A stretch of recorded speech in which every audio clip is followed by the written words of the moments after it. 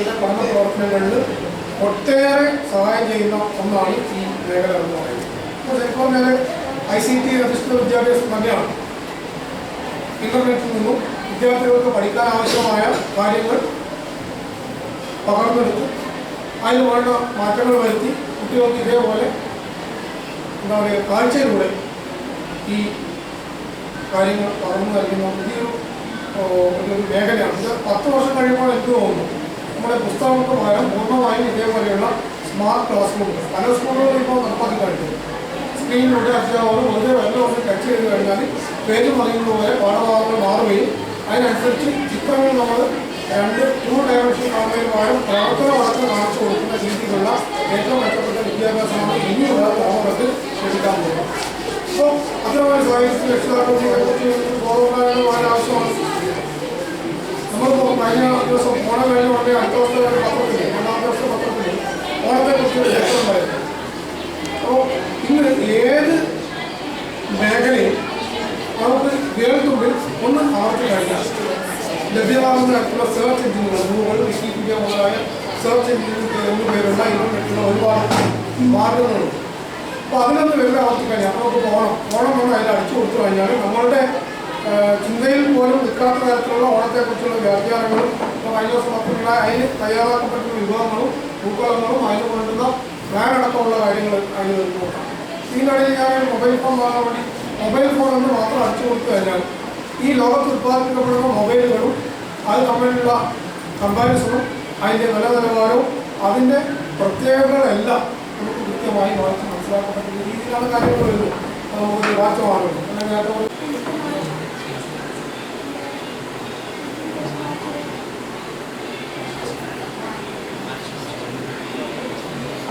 അതായത് ITET school project കേരളത്തിലെ പൊതുവിദ്യാലയങ്ങളിൽ IT പഠനം IT അധിഷ്ഠിത പഠനം നടത്തുന്നതിന് വേണ്ടി രൂപീകൃതമായ ഒരു പ്രൊജക്റ്റാണ്. ഇത് കേരള വിദ്യാഭ്യാസ വകുപ്പിനോട് അനുബന്ധിച്ച് പ്രവർത്തിക്കുന്ന ഒരു വിഭാഗമാണ്. ആദ്യം അതായത് ഏകദേശം 10 വർഷങ്ങൾക്ക് മുന്നേ ഈ ക്ലബ്ബ് ഈ പ്രൊജക്റ്റ് രൂപീകൃതമാകുന്ന സമയത്ത് വെറും IT പഠനം മാത്രമായിരുന്നു ലക്ഷ്യമാക്കുക.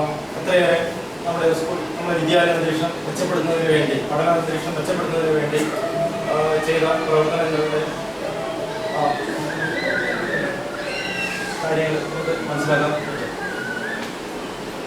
അതായത് മറ്റൊരു കാര്യം നമ്മൾ ഇത് വീക്ഷിച്ചപ്പോൾ നമുക്ക് മനസ്സിലായ മറ്റൊരു കാര്യം, അതായത് ഞാനോ നിങ്ങളോ പഠിച്ച ഒരു സാഹചര്യത്തിലല്ല നമ്മുടെ കുട്ടികൾ, നമ്മുടെ വിദ്യാർത്ഥികൾ ഇപ്പോൾ പഠിക്കുന്നു എന്ന കാര്യം നമുക്ക് അറിയാവുന്ന കാര്യമാണ്. അതായത് ഇപ്പോഴുള്ള പഠനം ഏകദേശം 10 വർഷത്തോളമായി ഇത് നീലേശ്വരമാണ്. നീലേശ്വരത്തിന്റെ അക്ഷാംശം രേഖാംശങ്ങളുടെ കൊടുത്ത് 75 ഡിഗ്രി 0.5 ഇത് രേഖാംശമാണ്, കിഴക്കൻ രേഖാംശം. പൂർവ്വ രേഖാംശം 75 ഡിഗ്രി 5 മിനിറ്റിലാണ് നീലേശ്വരത്തിന്റെ രേഖാംശം. ഇതിന്റെ അക്ഷാംശം ഇവിടെ കൊടുത്തിട്ട് 12 ഡിഗ്രി 14 മിനിറ്റ് നോർത്ത് ഉത്തരാക്ഷാംശത്തിലാണ് നീലേശ്വരം സ്ഥിതി ചെയ്യുന്നത്. ഇനി നീലേശ്വരത്ത് നിന്ന് കാഞ്ഞങ്ങാടേക്കുള്ള ദൂരം അളക്കണമെങ്കിൽ വളരെ എളുപ്പമാണ്. കാഞ്ഞങ്ങാടേക്കുള്ള ദൂരം എത്രയാണെന്ന് നോക്കിയത് കാഞ്ഞങ്ങാട് ഇവിടുത്തേക്കുള്ള ദൂരം കുട്ടികൾക്ക് സ്വന്തമായിട്ട് അളക്കാൻ പറ്റും. എത്ര ദൂരമുള്ളത് ടോട്ടൽ ഡിസ്റ്റൻസ് ഇവിടെ കൊടുത്തിട്ട് 10 കിലോമീറ്ററാണ് നീലേശ്വരം. ഇതിലൊന്നും പറയുന്നില്ല, അതുകൊണ്ടെല്ലാം നമ്മളെല്ലാം ഇംഗ്ലീഷിലെ കുട്ടികൾക്ക് അറിയില്ലല്ലോ. അതുകൊണ്ടെല്ലാം ചിത്രം വെച്ചിട്ട് മലയാളത്തിൽ ആദ്യം പറഞ്ഞു കൊടുക്കും. അതിന് ശേഷം സൂചകങ്ങളെ വെച്ചിട്ട് പ്രവർത്തനം കാണിച്ചു കൊടുക്കും. ഇപ്പം മൂക്കിൻ്റെ പാതയിൽ കൂടി വായു ഉള്ളിലേക്ക് കടക്കും, അത് ഓരോ ഭാഗത്തെ കൂടി കടന്ന് അത് ശ്വാസകോശത്തിലേക്ക് എത്തുന്നതാണ് ഇതിന് പ്രധാനമായിട്ട് കാണിക്കുന്നത്. ആ 2 അറകളാണ് ശ്വാസകോശം.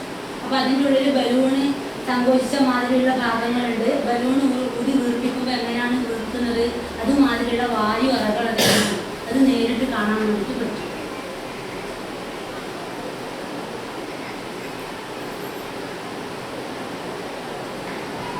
ശ്വാസനാളത്തിലേക്ക് കൂടി പോയി ശ്വാസകോശത്തിലേക്ക് എത്തുന്നത്. അപ്പോൾ ഓരോ ശ്വാസകോശത്തിൽ ലക്ഷക്കണക്കിന് വായു അറകളുണ്ടെന്നാണ് പറയപ്പെടുന്നത്. അപ്പോൾ ആ വായു അറകളുടെ ഘടനയാണ് ഇതിൽ പ്രധാനമായിട്ടും കുട്ടികൾക്ക് മുന്നേറി കൊടുക്കുന്നത്. പിന്നെ ആ വായു അറകളിൽ നിന്ന് എങ്ങനെയാണ് ഓക്സിജൻ കോശങ്ങളിലേക്ക് എത്തുന്നത്, കാർബൺ ഡൈ ഓക്സൈഡ് ശ്വാസകോശങ്ങളിലേക്ക് എത്തി നിശ്വാസം വഴി പുറന്തള്ളുന്നത് എന്നതാണ്